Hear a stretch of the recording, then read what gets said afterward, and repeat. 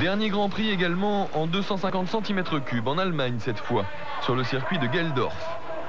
Dans cette catégorie, on connaît depuis 2 courses déjà le nom du champion du monde, Stefan Everts, qui va malgré tout prouver que ce 4e titre mondial n'entame en rien sa motivation.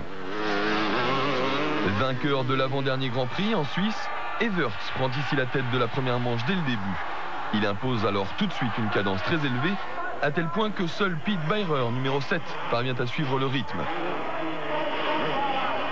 Le jeune Allemand, devant son public, se montre même très à l'aise, puisqu'après plusieurs attaques, il réussit un moment à passer Everts.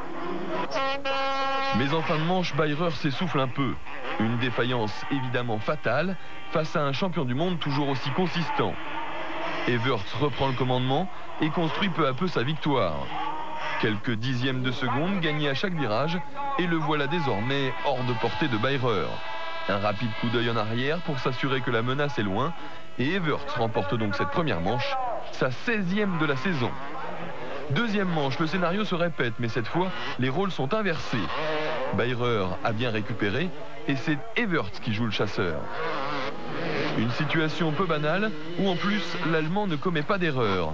Mieux même, c'est le Belge qui trébuche. Une chute en fin de manche à cause d'un attardé et Beirer s'impose devant son public, sa seule victoire de l'année.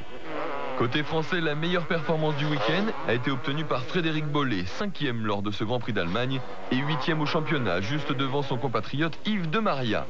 Bollé, qui, associé à Vialet Vuillemin, représente la France au motocross des nations cet après-midi en Belgique.